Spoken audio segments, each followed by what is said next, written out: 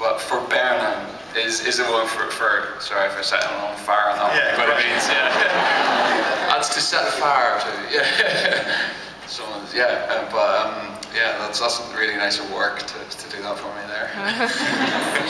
Anthony, I know you've worked with a young cast before, and I'm going to give them a chance to scream again. Buffy. So, what sort of advice have you given Colin and the rest of the young cast?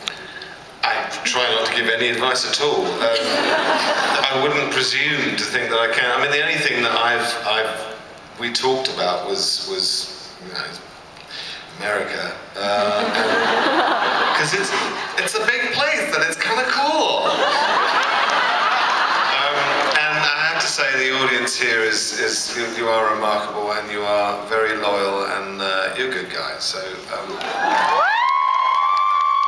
We talked about, you know, if this was a success in the States. I mean, when we first started, we were sort of, you know, standing in the courtyard of the castle, and as Johnny says, you never know. You put your heart and soul into something, but you never know whether it's going to be received well. And certainly, you know, the idea of it being internationally acclaimed, the fact that it's gone to 180 countries, is just, you know, you kind of go, well, that's pretty cool. But when we were talking, they were saying, so what's it like in America? What if this is a success? And so I could tell them about that. But otherwise, as I say, I wouldn't really presume to sort of offer advice. Well, what is the difference between doing a show here and doing a show overseas? Say again. Oh, the difference between doing a show in America and a show overseas. Craft services. You think they're joking about the biscuits? That's the craft services in England. You get a cup of tea and a box of biscuits.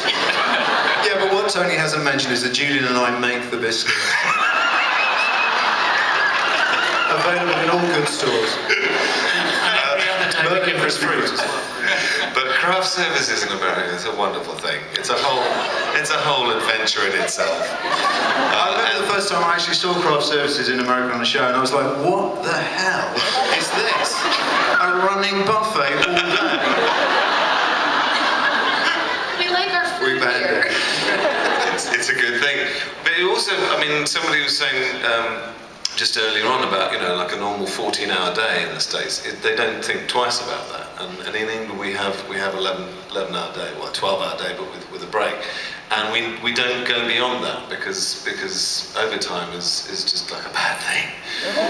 But in America, I remember Buffy, the worst, I actually wasn't on that day, but in the first season they did actually do a 21-hour day. Oh my God. Golden time!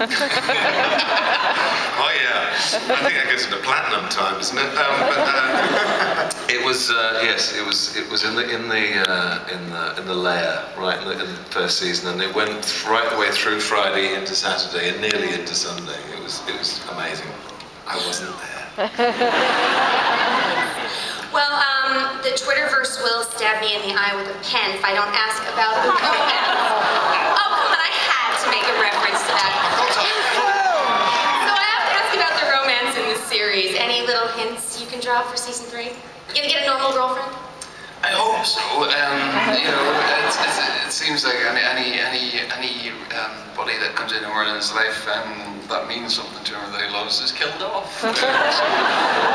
Life's hard. It's true. You want to see me happy? I'm going to introduce you to a good troll. Yeah. I hear they're good kissers.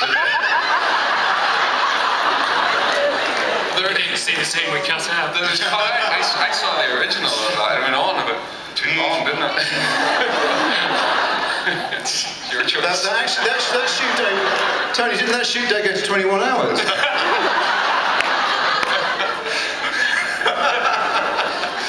Coulda, woulda, shoulda. All right, well, I know you guys fight with swords, you